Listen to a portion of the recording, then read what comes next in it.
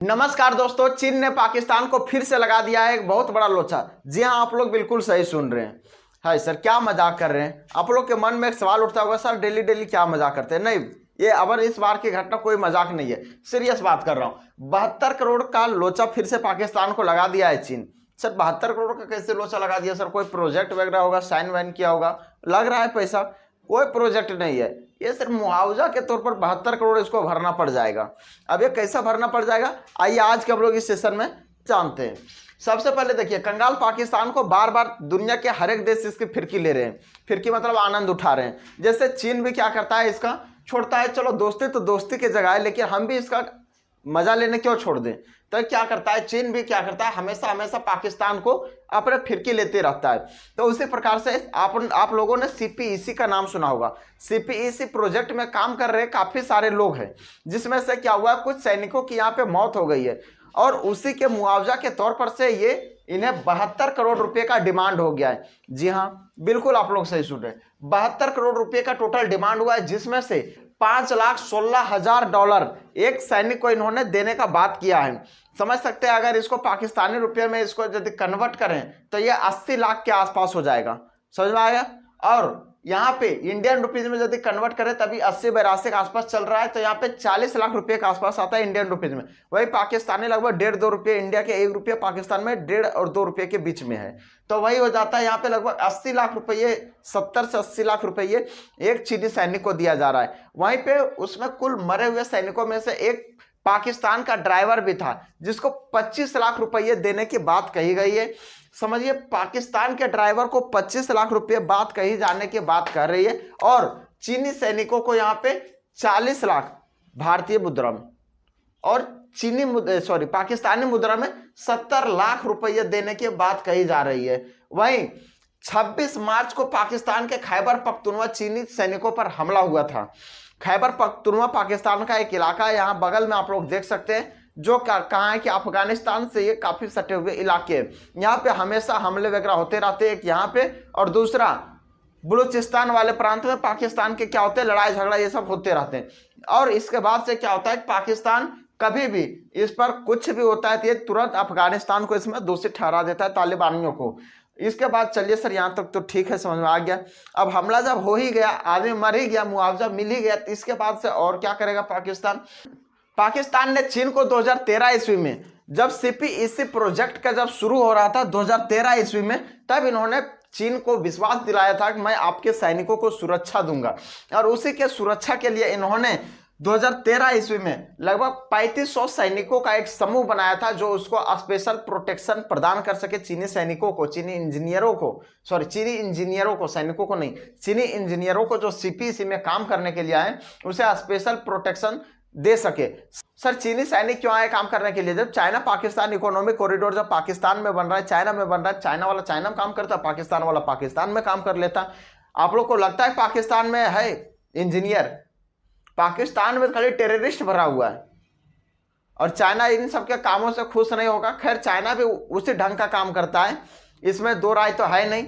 इसमें कहने योग्य बात कुछ है नहीं कि चाइना कितना बढ़िया काम करता होगा।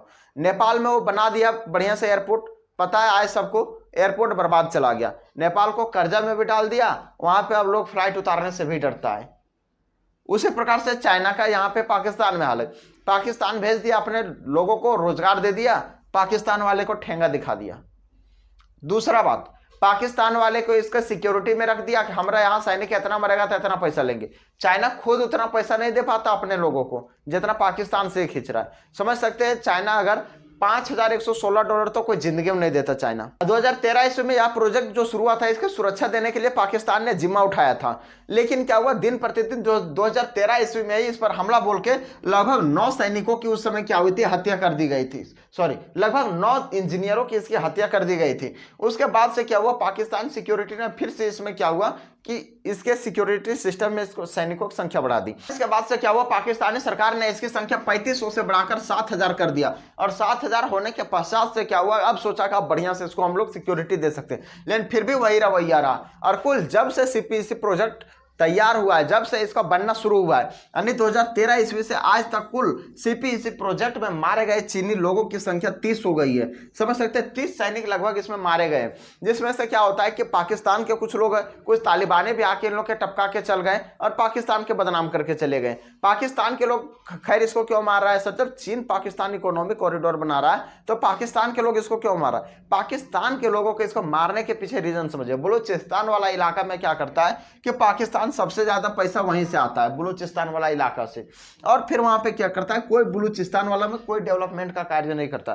क्योंकि पाकिस्तान का मानना है यदि हम बलूचिस्तान में डेवलपमेंट का काम करेंगे, बलूचिस्तान एक दिन हम लोग को छोड़ छाड़ के बाहर भाग जाएगा। बलूचिस्तान को यह बहुत भला बुरा कहता है, कभी वहां के लोगों को काले मोटे पतले सब लोग कह के चढ़ा देता है, तो लोग बलोच है तो लोग मुस्लिम नहीं है, इन सारे बातों को इन लोग कह के पूरा पाकिस्तान वाले बलूचिस्तानियों को हर समय परेशान करके रखते हैं। और एक जीता जागता हुआ उदाहरण है कि सीमा हैदर भारत आई थी, वो भी एक बलोच ही थी। खैर यहाँ तक सर समझ में आ गया कि बलूचिस्तान वालों को तंग करके रखता है, इसलिए उन्होंने ऐसा ऐसा काम कर दिया। हाँ सर बिल्कुल समझ में आ गया, बिल्कुल सही बात है कि बलूचिस्तान वाले को तंग करता है, उन लोगों के यहाँ प्रॉपर डेवलपमेंट नहीं करता है, रोजगार नहीं देता है, सबसे ज्यादा पैसा बलूचिस्तान से लाता है, लेकिन वहाँ पे इन्वेस्ट नहीं करता है, जिसकी वजह से बलूचिस्तान वाले लगातार दिन प्रतिदिन विरोध करते हैं। और विरोध करने के पश्चात से क्या होता है, कहीं भी जाके हमला बोल देते हैं, चेक पोस्ट उड़ा देते हैं, चीनी सैनिकों को मार देते हैं, दूसरे देश में जाके घुस जाते हैं और पाकिस्तान बदनाम हो जाता है।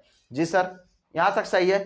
इसके बाद से भी क्या हुआ, पाकिस्तान के जो आतंकवादी संगठन है उन लोग माना नहीं, चीनी सैनिकों को खदेड़ना छोड़ा नहीं, चीनी सैनिक सब बुला लिया, चीन बुलाए तुम लोग आ जाओ जाओ, वो लोग छोड़ेगा नहीं, पगला गया है, मार देगा, इसलिए उन लोग क्या किया, सबको बुला लिया, चीनी इंजीनियर को अपने पास, वहाँ पे जाता हो जहाँ भी सैनिक होगा, सैनिकों को नहीं इंजीनियर को बुला रहा था। सैनिक वहाँ पे जाके क्या करेंगे, भला पाकिस्तान की, हाँ तो लोग अपने इंजीनियरों को बुला रहा था, और इंजीनियर को बुलाने के पश्चात से क्या हुआ, वहां भी सीपीईसी प्रोजेक्ट बंद कर दिया। सीपीईसी प्रोजेक्ट को बंद करने के बाद से क्या हुआ, ये काम अभी फंसा हुआ है, पाकिस्तान कर्ज में पूरा डूब गया, यही सीपीईसी प्रोजेक्ट के कारण। आज पाकिस्तान को जितना बर्बादी के पीछे हाथ है तो चीन का है सीपीईसी प्रोजेक्ट को लेकर। चाइना पाकिस्तान इकोनॉमिक कॉरिडोर बना रहा था, अगर रियलिटी माने तो पाकिस्तान का जो इलाका है वो चाइना से सटता भी नहीं है। अगर भारत के कश्मीर को अगर उससे छोड़ दिया जाए, अलग कर दिया जाए, भारत के जो पाकिस्तान अधिकृत कश्मीर है, तो चाइना और पाकिस्तान का जो ये बॉर्डर है वो सटता भी नहीं है आपस में, वो लोग आ जा भी नहीं पाएगा। लेकिन भारत का जो पाकिस्तान ऑक्युपाइड कश्मीर है, इसके वजह से क्या होता है कि चाइना आसानी से पाकिस्तान और पाकिस्तान आसानी से चाइना चला जाता है। खैर कोई बात नहीं, जिससे यहाँ तक समझ में आ गया। इसके बाद सर सीपीईसी प्रोजेक्ट का कोई संभावना है कि वो शुरू हो जाएगा आगे? देखिए अभी दूर दूर तक तो कोई नजर नहीं आ रहा है कि सीपीईसी प्रोजेक्ट शुरू हो जाएगा, जब तक कि बलूचिस्तान वाले जिंदा हैं। जब बलूचिस्तान वाले वहां से निकल जाएंगे उसके बाद से ही कुछ हो सकता है, और जब बलूचिस्तान वाले वहां से निकल जाएंगे फिर सीपीईसी प्रोजेक्ट का कोई मतलब ही नहीं रहेगा, क्योंकि पाकिस्तान के पास कुछ बचेगा ही नहीं, तो लेन देन किस चीज का करेगा, वो सिर्फ चाइना को फायदा है। आप लोग चाइना पाकिस्तान इकोनॉमिक कॉरिडोर और सीपीईसी पर आप लोग क्या राय रखते हैं, अपने राय कमेंट में जरूर लिखना। फिर मिलते हैं नेक्स्ट वीडियो में, तब तक के लिए धन्यवाद, जय हिंद।